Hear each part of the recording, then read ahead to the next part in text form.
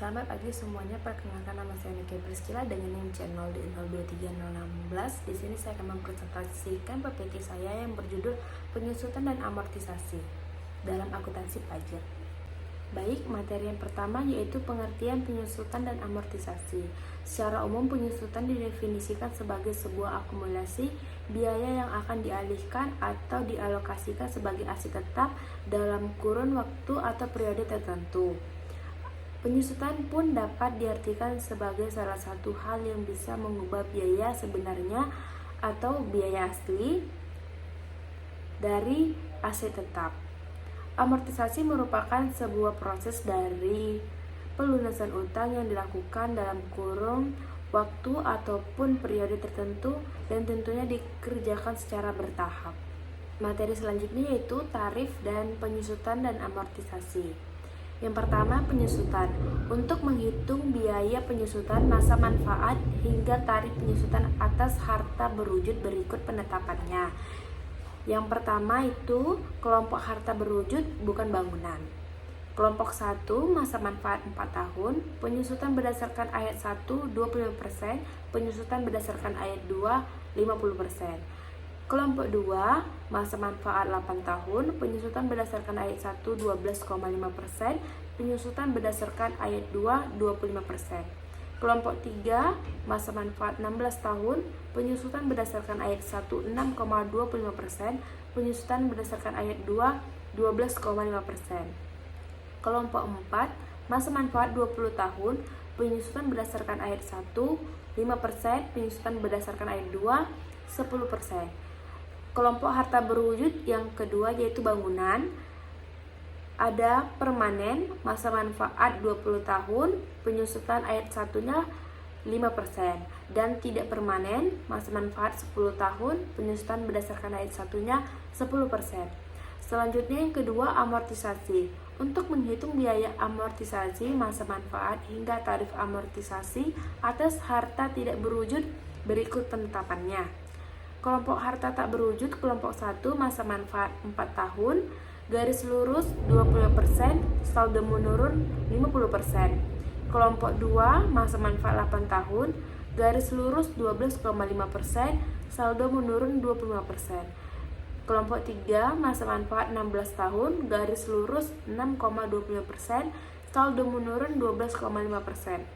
Kelompok 4 masa manfaat 20 tahun, garis lurus 5%, saldo menurun 10%. Selanjutnya yaitu pengelompokan aktiva berwujud bukan bangunan. Aset tetap adalah aset berwujud yang memiliki umur ekonomis lebih dari satu periode akuntansi yang mana digunakan perusahaan untuk melaksanakan kegiatan perusahaan untuk melakukan produksi, menghasilkan barang ataupun jasa. Dasar hukum pengelompokan. Penyusutan aset, pengelompokan penyusutan aset tentang jenis-jenis harta yang termasuk dalam kelompok harta berwujud bukan bangunan untuk keperluan penyusutan diatur dalam Peraturan Menteri Keuangan Nomor 96/PMK.03/2009. Metode penyusutan fiskal berdasarkan Pasal 11 Undang-Undang Nomor 36 Tahun 2008 tentang Pajak Penghasilan. Ada dua metode penyusutan fiskal. Yang pertama metode garis lurus, yang kedua metode saldo menurun. Yang D, amortisasi harta tidak berwujud. Secara fiskal, beban amortisasi yang dikeluarkan oleh perusahaan untuk menetapkan, menagih, memelihara penghasilan dapat dikurangkan dari penghasilan bruto sepanjang memenuhi ketentuan dalam Pasal 11 Undang-Undang PPH dan menggunakan metode amortisasi secara taat asas atau konsisten. Amortisasi merupakan pengalokasian biaya perolehan harta tak berwujud dan pengeluaran lain yang menurut ketentuan perpajakan atas pembelian harta tak berwujud yang masa manfaat lebih dari 1 tahun tidak dapat dibebankan sekaligus jika perusahaan membebankan pembelian harta tak berwujud tersebut di laporan rugi laba, maka akan dilakukan koreksi fiskal dalam melakukan perhitungan PPH badan. Selanjutnya yaitu penyusutan dan amortisasi dalam bidang dan usaha tertentu.